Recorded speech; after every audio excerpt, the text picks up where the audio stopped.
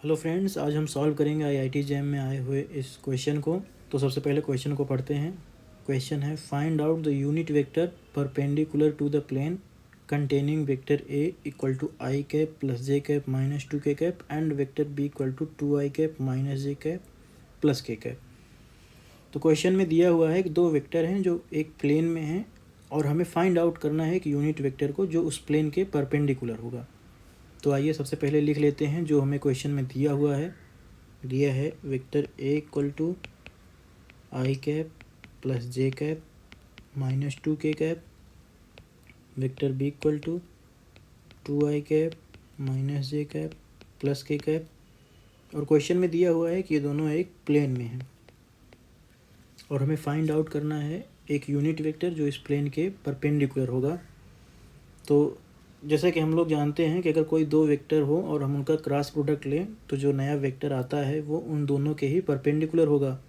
तो चूँकि यहाँ पे क्वेश्चन में दिया हुआ है कि वेक्टर ए और बी दोनों एक प्लेन में हैं, तो अगर हम इनका क्रॉस प्रोडक्ट लेते हैं तो जो नया वेक्टर बन के आएगा वो इन दोनों के ही परपेंडिकुलर होगा, यानी इस प्लेन के परपेंडिकुलर होगा।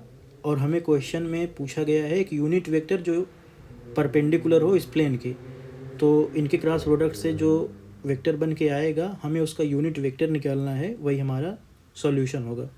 तो आइए क्रॉस प्रोडक्ट लेते हैं। Vector A cross product vector B, और जो इससे नया वेक्टर बनेगा हम उसे मान लेते हैं कि वो होगा वेक्टर सी।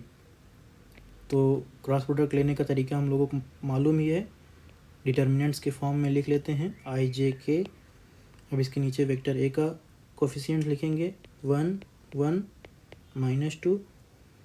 अब वेक्टर बी का कोफिशिएंट यहाँ लिखेंगे 2 माइनस 1 1। तो डिटर्मिनेंट्स सॉल्व करने का तरीका हम लोगों को पता ही है, तो उसको हम लिख लेते हैं। वेक्टर सी इक्वल टू सबसे पहले आई कैप लिखेंगे, फिर 1 इंटू 1 1 होगा, माइनस 2 इंटू माइनस 1 ये 2 हो जाएगा। अब माइनस जे कैप लिखेंगे, फिर हो जाएगा ये 1 इंटू 1 माइनस 2 इंटू 2 ये बंद हुआ, प्लस के कैप ये हो जाएगा 1 इंटू माइनस 1 ये माइनस 1 हो जाएगा, बीच में माइनस 1 इंटू 2 2 हो जाएगा। तो ये बेसिकली हो जाएगा C equal to I cap minus 1 minus J cap 1 into minus 4, minus का यहाँ पे प्लस हो जाएगा बाहर आके, तो ये +4 हो जाएगा, और प्लस के कैप -1 -2 ये -3 हो जाएगा। तो जो हमारे पास सी वेक्टर आएगा नया बन के वो होगा आई cap -5 j cap -3 k cap.